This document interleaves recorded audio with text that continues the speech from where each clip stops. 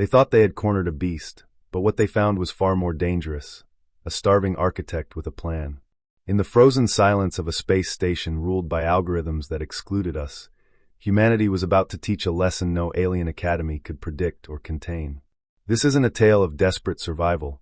It's the record of how scarcity became the greatest diplomatic strategy in galactic history.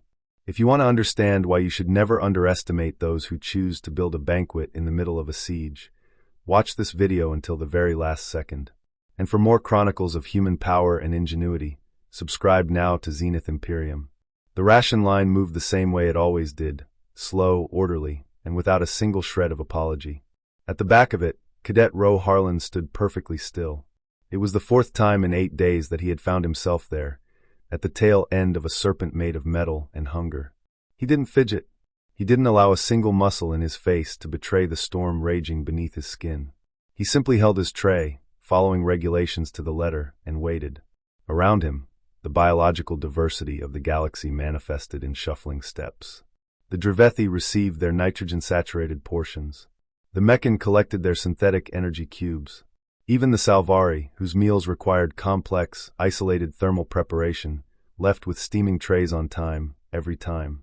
The system was perfect for everyone except one species. When Ro finally reached the front, the Krellian logistics officer didn't even bother to look up from his terminal.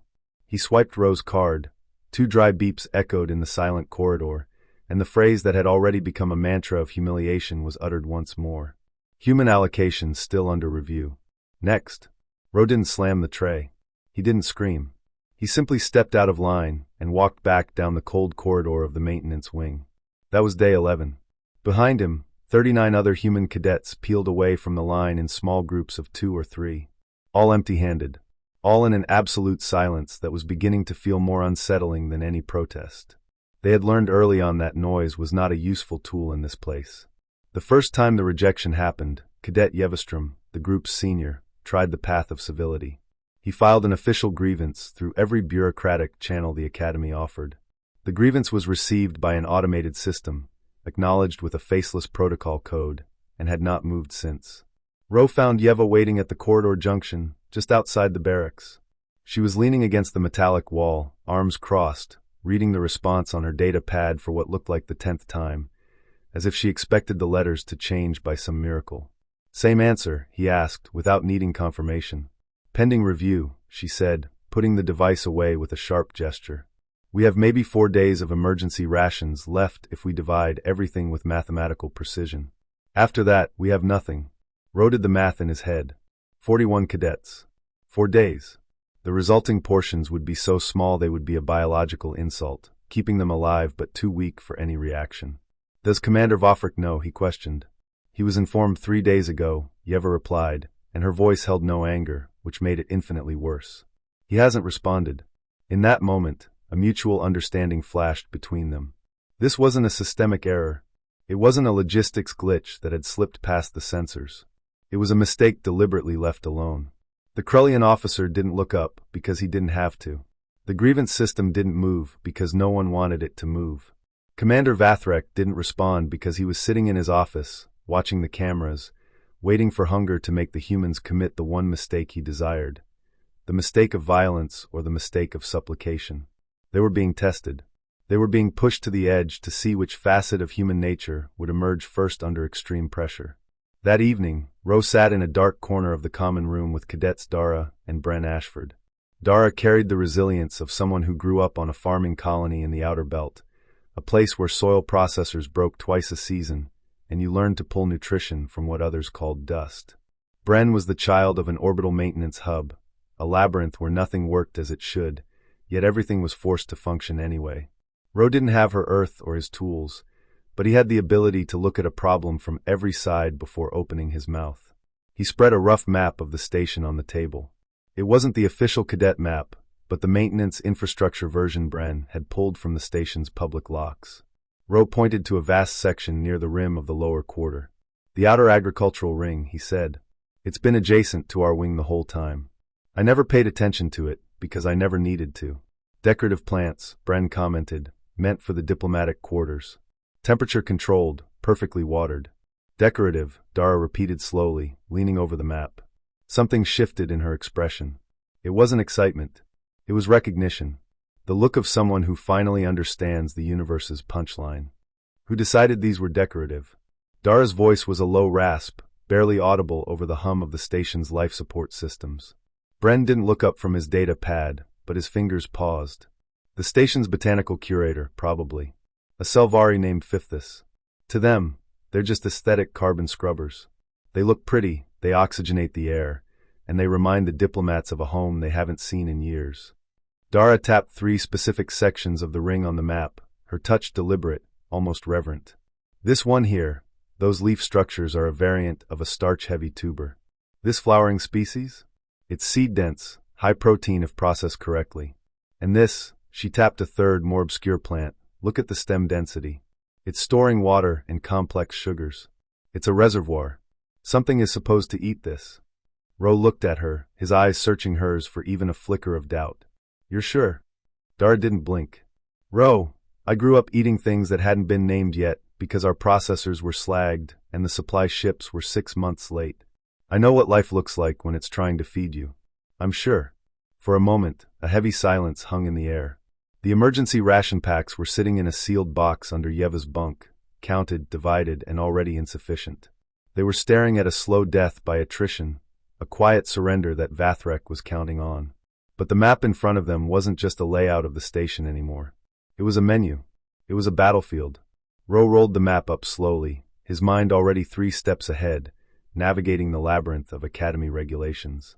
Any cadet, he whispered, can request educational access to non-restricted station facilities for observation purposes. Bren caught the spark. The agricultural ring isn't restricted, he noted, a predatory grin tugging at the corner of his mouth. No, Ro agreed. It isn't. He turned back to Dara. How long would you need to confirm the harvest cycles? She didn't hesitate. 5 days. Maybe less if we can get the soil readouts. Ro nodded. He didn't smile. There was nothing to smile about yet. 41 people were about to spend the next few days eating portions that would barely keep a child focused, all while he filed polite, bureaucratic requests to look at the pretty plants. They were going to be humiliated, they were going to be hungry, and they were going to be absolutely, terrifyingly quiet. Across the station, in an office that smelled of expensive synthetic ozone and power, Commander Vathrek reviewed the daily cohort reports.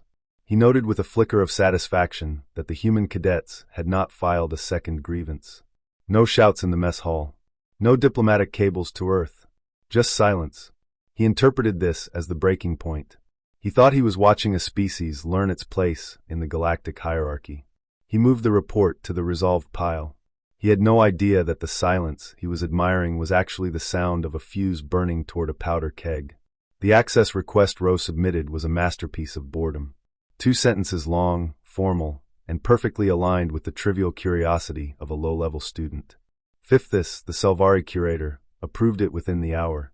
To a Selvari, humans were a noisy, frantic species. The idea of them wanting to sit quietly and observe slow-growing plants was almost a relief. But when the first rotation of 6 humans arrived, Fifthus felt a strange prickle of unease. They didn't act like students. They didn't take selfies with the exotic blooms or gossip about their instructors. They moved with a focused, predatory stillness.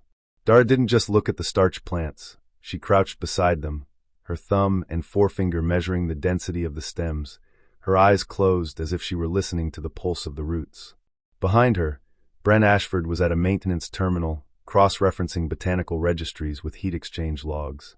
He wasn't studying biology. He was scouting the station's plumbing for a source of fire. Fifthus watched them for 2 hours, mesmerized. He had tended that ring for 6 station years, and in all that time, no one had ever looked at his plants with that kind of hunger. It wasn't the hunger of the stomach, not yet. It was the hunger of the mind. Meanwhile, Subcommander Orion was having a quietly uncomfortable week. He had watched the ration logs go red for the human wing. He expected the usual human explosion, the volatility they were famous for. But as he walked the corridors, he saw 18-year-old cadets like Dos Naren standing in line with empty trays, their spines straight, their eyes fixed on a point in the distance. They weren't broken. They were waiting. Orion pulled the access logs and saw the agricultural ring requests. He saw the rotations. 6 cadets, twice a day, every day. He sat in the dark of his quarters, looking at the data, and realized with a jolt of cold dread that he wasn't watching a study group.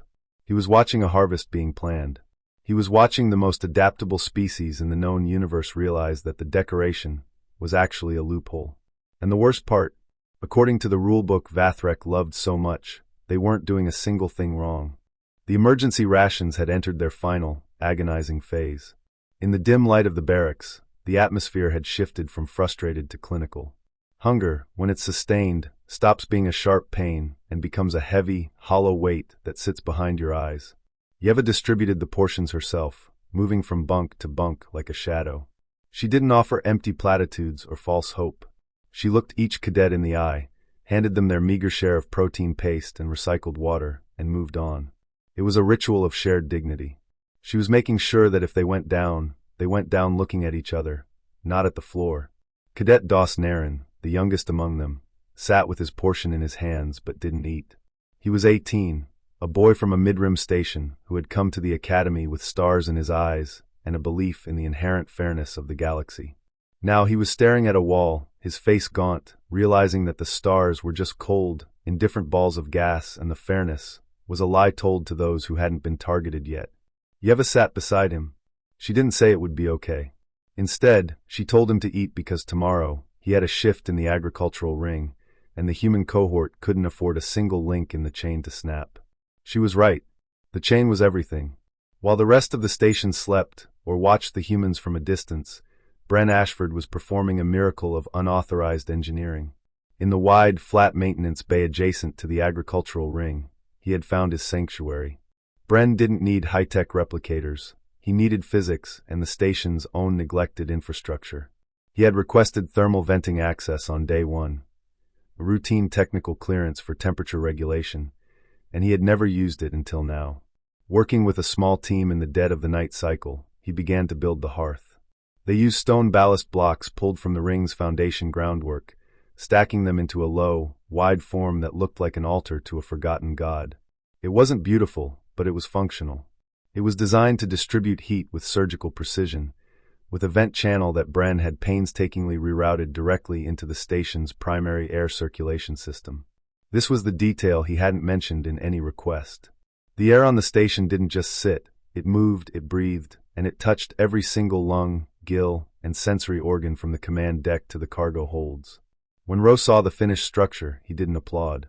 He simply checked the regulations one last time. "Is it within code?" he asked, his voice low. Bren wiped grease from his forehead, his eyes bloodshot but triumphant. "Fully.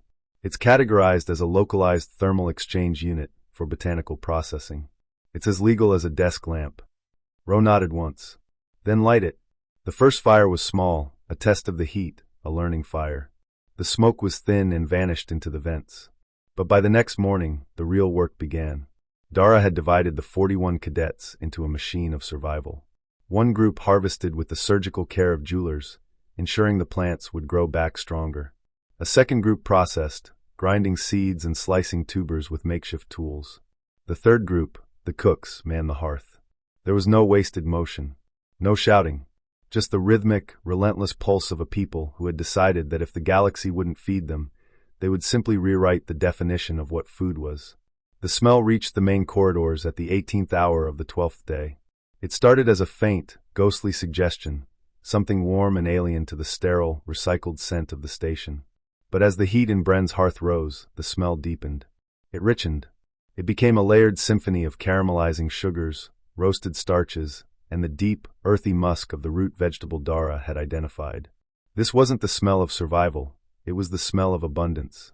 It drifted into the Dravethi dormitory, causing 3 cadets to stop their training review mid-sentence, their nostrils flaring in confusion. It wound its way into the Mekon communal space, a heavy, sweet weight that seemed to vibrate against their sensory plates. It was a sensory invasion, a psychological broadcast that bypassed every firewall and security protocol on the station. It found the Selvari quarters and stopped the curator, Fifthus, in his tracks. He stood in the middle of the hall, his head tilted, realizing with a sudden, heart-stopping clarity that the pretty plants he had watched for 6 years were currently being transformed into something far more powerful than decoration. He wasn't angry. He was mesmerized. He began to walk toward the source, not as an official, but as a witness to a miracle. Back in the maintenance bay, the atmosphere had changed. The hollow weight behind the eyes of the human cadets had been replaced by a fierce, focused energy. They were roasting the starch plants until they turned golden and heavy. They were grinding the seed varieties into a rough, hearty flatbread that hissed on the metal sheets Bren had repurposed. But it was the root vegetable, the one Dara had been unsure of, that was the centerpiece. Under sustained, indirect heat, it didn't just cook, it transformed. It released a thick, dark syrup that smelled of smoke and ancient forests, a scent so dense it felt like you could reach out and touch it. As the first portions were pulled from the heat, Ro didn't take the first bite. He waited. He looked at his team, 41 humans who had been written off as a logistical error, now standing in a room filled with the golden light of the hearth and the scent of a victory that hadn't even been announced yet. The silence was gone. In its place was the crackle of the fire and the realization that the power dynamic of the station had just shifted forever. Yevastrom walked the main cadet corridor alone. She didn't carry a weapon, a banner, or a list of demands.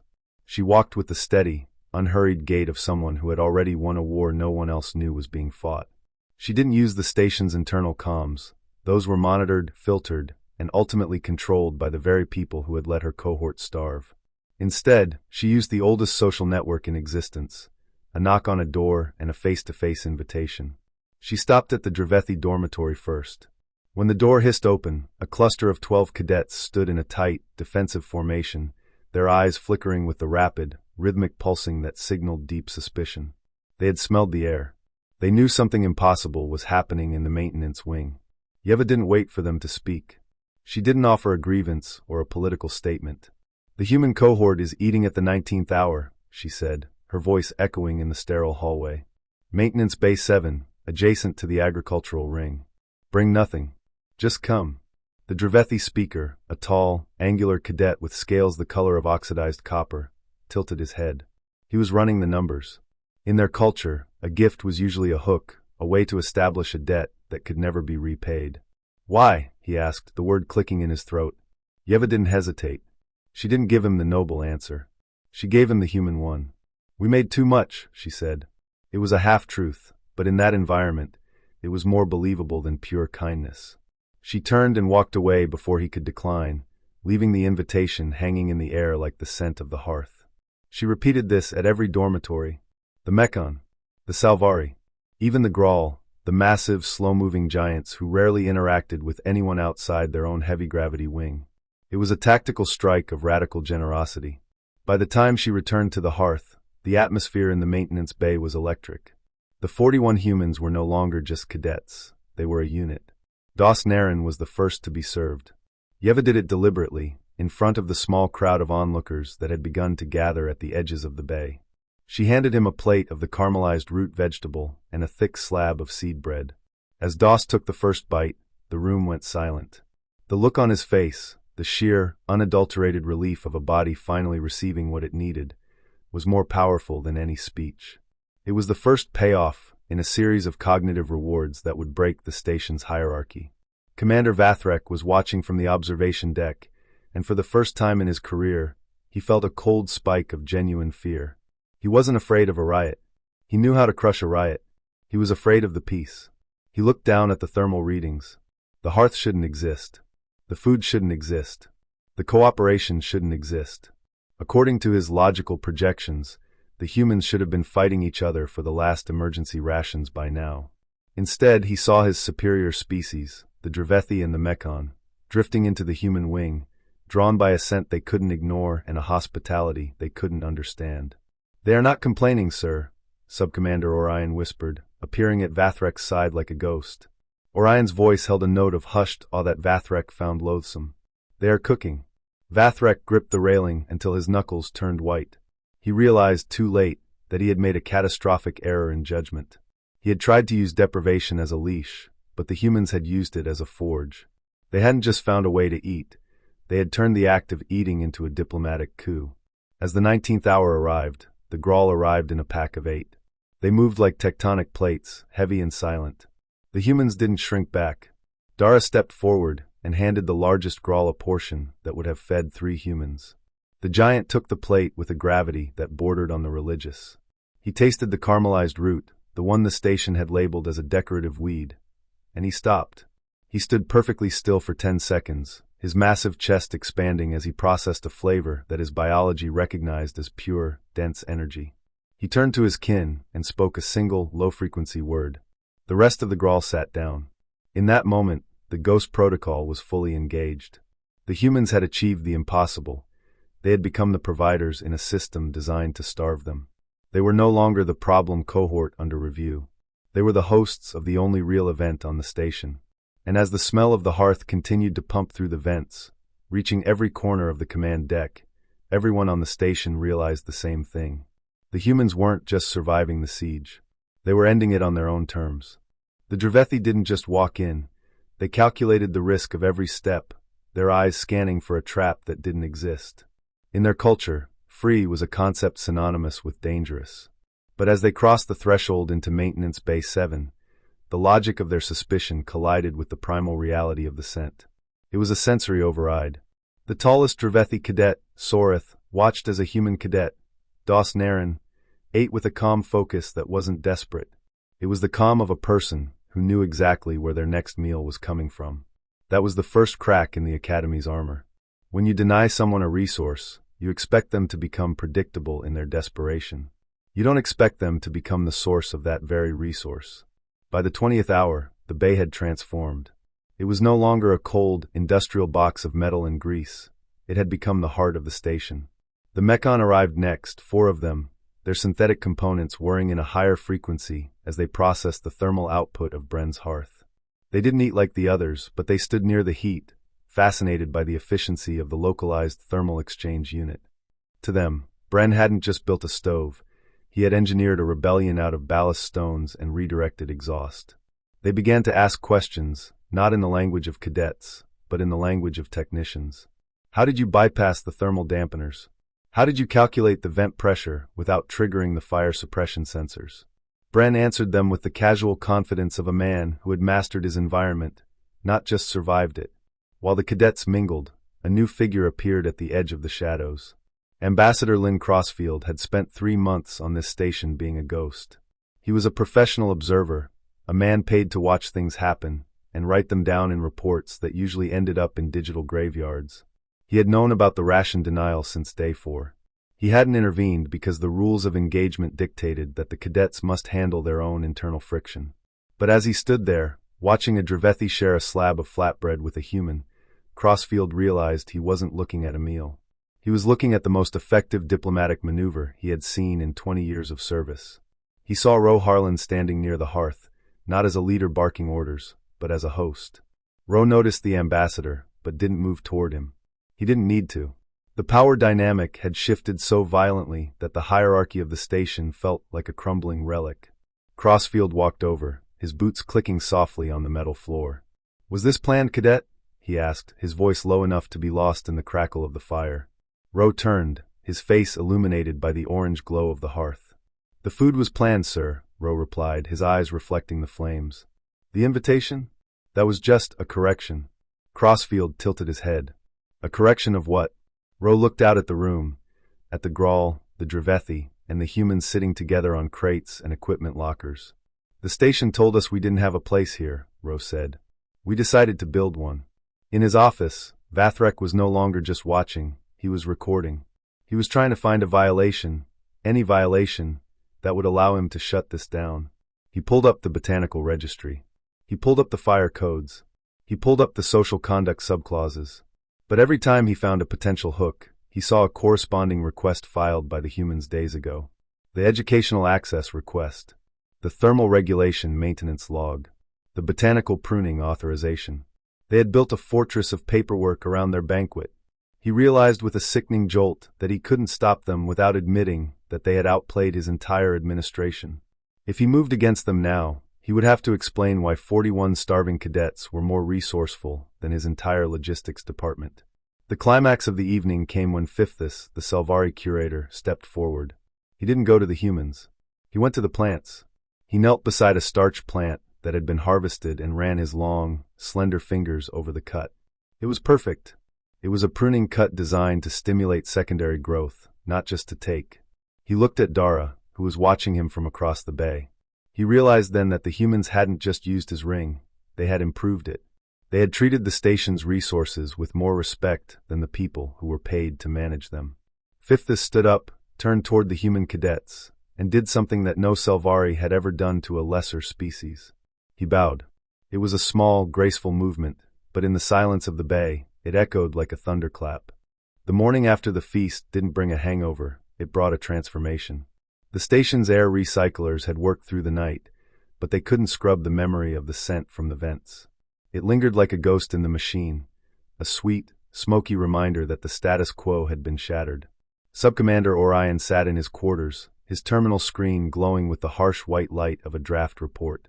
He had been an officer for 15 years, and he knew how to write a narrative that protected the hierarchy.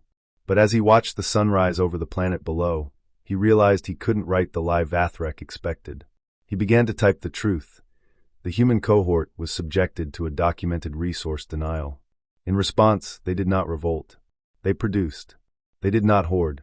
They shared. The tactical result is a total collapse of administrative authority over the cadet body. He wasn't the only one feeling the shift. In the main cadet wing, the Dravethi were no longer walking in a phalanx. Soreth, their informal leader, knocked on the human barracks door at the 5th hour. He didn't come to argue. He came with a data pad containing his cohort's own research into nutrient synthesis. "We observed the processing of the seed bread," Soreth said to Yeva, his eye pulses slow and rhythmic, a sign of deep respect. "Our calculations suggest a 20% increase in caloric yield if the seeds are soaked in a saline solution before grinding. We wish to collaborate on the next harvest." Yeva looked at the alien who, just 72 hours ago, had watched her starve without a word. She didn't throw it in his face. She didn't demand an apology. She simply stepped aside and invited him in. This was the Ghost Protocol in action. By refusing to be victims, the humans had forced the other species to stop being spectators. They were building a network of dependency that bypassed the command entirely. Vathrek, meanwhile, was drowning in his own silence. He had spent the night waiting for a formal complaint from the humans, something he could use to trigger an inquiry into unauthorized resource appropriation. It never came. No one complained. No one filed a grievance. The humans acted as if the ration denial didn't even exist. They were operating on a level of psychological warfare Vathrek hadn't been trained for, the warfare of total indifference to his power. He called a closed-door session with the administrative board. 7 senior officers, representing the 5 primary species of the station, sat in a semicircle of cold, clinical judgment. Vathrek stood at the center, his uniform immaculate, his voice steady as he framed the situation as a security breach and a violation of botanical protocols. "They have compromised the agricultural ring," Vathrek argued, his fingers stabbing at a holographic display of the harvested plants. "They have bypassed thermal safety dampeners to build a primitive combustion site. This is a clear case of cadet insubordination and a threat to station safety." The senior Selvari board member, a female named Alara whose species was known for their long memories and longer lifespans, tilted her head. "A threat, Commander? Our reports from Curator Fifthus indicate that the ring is healthier than it has been in a decade. The pruning techniques the humans employed have triggered a secondary bloom that will triple the oxygen output of that sector by next month." Vathrek faltered. "That is beside the point. They acted without authorization." "Did they?" Alara asked, her voice like the rustle of dry leaves. "I see a request for educational observation, signed by your office. I see a thermal regulation log approved by the maintenance hub. It seems to me, Commander, that the humans followed every rule you gave them. They simply found the humanity within those rules, something your logistics department failed to do for 11 days. The silence that followed was deafening. Vathrek realized he wasn't being questioned, he was being audited. The board wasn't looking at the humans as rebels. They were looking at Vathrek as a failure. He had created a crisis that a group of 18-year-olds had solved with a fire and a few tubers. As the board session continued, a different kind of meeting was happening in the agricultural ring. Dara was showing 2 Mekon cadets how to judge the ripeness of the root vegetables. The Mekon, usually cold and mathematical, were fascinated by the chaos of organic growth. They were learning that sometimes the most efficient system isn't the one that follows the code, but the one that adapts to the environment.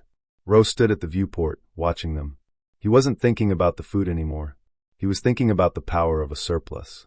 In a world of scarcity, you are a servant. In a world of surplus, you are a king. And the humans had just become the most powerful faction on the station, not because they had the most guns, but because they had the most to give. The official restoration of rations was not a victory. It was a concession, a bureaucratic white flag waved by a system that had tried to starve out a ghost and realized, too late, that the ghost had built a house in the machine. But for Commander Vathrek, a man whose entire career was built on the unyielding architecture of hierarchy, this concession felt like a death sentence. He was not a man who accepted revisions. He was a man who demanded order. And as he sat in the cold, flickering light of his office on the 14th day, he realized that if he couldn't break the humans with hunger, he would have to break them with the law. Vathrek's final move was as predictable as it was desperate: the safety audit. Under the guise of station integrity protocols, he ordered a full, armed inspection of Maintenance Base 7 and the agricultural ring. He didn't send logistics officers this time. He sent the station security detachment, 6 heavily armored enforcers from the Grolsch Prime sector, creatures whose only language was kinetic force and compliance. He cited unauthorized modification of station life support systems and biochemical contamination via unregulated organic processing. In his mind, he was finally taking the narrative back. He was turning a kitchen into a crime scene. The enforcers arrived at the 19th hour, the exact moment the second feast was scheduled to begin. The corridors were already filled with cadets from 4 different species, a colorful, shuffling mosaic of anticipation. When the heavy blast doors of the maintenance wing hissed open, the air didn't smell like rebellion. It smelled like the caramelized root vegetable that had become the station's unofficial currency. Vathrek marched at the front of the detachment, his gaze fixed on the hearth. He expected to see panic. He expected to see Ro Harlan scrambling to hide evidence of the fire. Instead, he saw a scene that would haunt his reports for the rest of his life. The hearth wasn't just burning, it was being tended to by a Mechon technician and a Dravethi scout. Dara was standing in the center of the ring, her hands covered in soil, showing a Grawl cadet how to harvest seeds without killing the stalk. "Step away from the unauthorized equipment," Vathrek's voice boomed, amplified by the station's tactical speakers. "This sector is under immediate seizure for safety violations. All cadets are to return to their quarters for disciplinary processing." The room didn't explode into chaos. It went perfectly, terrifyingly silent. Ro Harlan didn't run. He stepped forward, wiping his hands on a rough cloth, his eyes meeting Vathrek's with a level of calm that made the commander's skin crawl. "Commander," Ro said, his voice quiet but carrying through the bay like a gunshot. "You're just in time." The Grawl cohort was about to explain the secondary filtration benefits of the starch plants we've been processing. "It seems we've actually reduced the station's carbon load by 12%. "I don't care about filtration," Vathrek roared. "You have bypassed station dampeners. You have created a fire hazard in a pressurized environment." That was when the first micro-loop of the confrontation closed. Bren Ashford stepped out from behind a massive heat exchanger, holding a data pad. "Actually, sir," Bren said, his tone dripping with a clinical, technical boredom that was more insulting than a slap. "Since the hearth is categorized as a localized thermal exchange unit and was integrated into the primary vent system using standard protocol 44B, which you authorized 3 years ago for the Salvari wing, there is no hazard. In fact, the station's efficiency has increased. We're using waste heat to cook. It's a closed-loop system. It's perfect engineering." Vathrek looked at his enforcers, but they weren't moving. They were sniffing the air. One of the Grolsch Prime guards, a creature 3 times the size of a human, was looking at the roasted tubers with a curiosity that was rapidly overriding his programming. The second escalation happened not from the humans, but from the audience. Soreth, the Dravethi leader, stepped between Ro and the armored guards. "Commander," Soreth said, his eye pulses turning a sharp, defensive violet, "if you seize this equipment, you seize the Dravethi nutrition research. We have logged our hours here as part of a joint species survival curriculum. To shut this down is to sabotage the training of 3 different cohorts." Vathrek felt the walls closing in. He had come to arrest delinquents and found a coalition. He had tried to frame them as a danger to the station, and they had framed themselves as its newest, most efficient department. He realized, with a jolt of cold dread, that he couldn't fire a single shot without starting a diplomatic war. "This isn't over," Vathrek hissed, the classic line of a man who knew exactly how over it was. He turned to march out, but before he could reach the door, Ambassador Crossfield stepped from the shadows of the observation deck. "You're right, Commander," Crossfield said, his voice thin and sharp as a razor. "It isn't over. I've been recording this inspection for the Colonial Oversight Board. I think they'll be very interested to see how you handle safety on a station where the cadets have to invent fire just to eat." The fallout of the failed raid wasn't an explosion. It was a slow, agonizing leak of authority. By the 16th day, Commander Vathrek's office felt less like a seat of power and more like a mausoleum. He had committed the ultimate sin of a bureaucrat. He had tried to weaponize a system that had already been out-engineered. When Ambassador Crossfield's report hit the High Command terminals on Earth and the Central Alliance, it didn't just mention a ration glitch. It described a systemic failure of command solved by cadet-led industrial innovation. Vathrek was gone within 48 hours. His reassignment was to administrative review, the polite, galactic term for a desk in a basement where files go to be forgotten. His departure was as quiet as the humans had been on day 11. He cleared his desk alone, in the dead of the night cycle, passing the viewport that overlooked Maintenance Bay 7 one last time. He saw the hearth. It wasn't a roaring fire anymore. It was a low, steady ember, a keeper fire, tended by 2 cadets from different wings. He had expected to see a species broken by hunger. Instead, he left a station that had been permanently colonized by a smell. But the real Ghost Protocol didn't end with a change in command. It began with a change in the air. Dos Naren stood in the main corridor 3 days after the rations had been restored to 100% capacity. He was no longer the gaunt, trembling boy who had stared at a blank wall. There was a density to his posture, a quiet weight that comes when you realize the person next to you will feed you before they feed themselves. He was stopped by the massive Grawl cadet, the one who had first tasted the caramelized root. The giant stood like a mountain in the hallway, his deep-set eyes reflecting a strange, new curiosity. "Are humans always like this?" the Grawl asked, his voice a low-frequency vibration that rattled Doss's ribs. Doss thought about the 11 days. He thought about Dara's dirt-stained fingernails and Bren's grease-smeared face. He thought about Ro's absolute, terrifying silence. He looked up at the giant. "No," Doss said, his voice steady. "We're only like this when someone tells us we aren't supposed to exist." The Grawl nodded once, a gesture of profound recognition, and walked away. He wasn't just a classmate anymore. He was a witness. The final transformation came on the 20th day. The station's botanical board, led by a now legendary curator Fifthus, issued an official reclassification notice. The outer agricultural ring was no longer a decorative zone. It was designated a multi-species practical resource zone. The hearth Bren had built was not demolished. It was reinforced with proper alloy framing and officially integrated into the station's heating grid.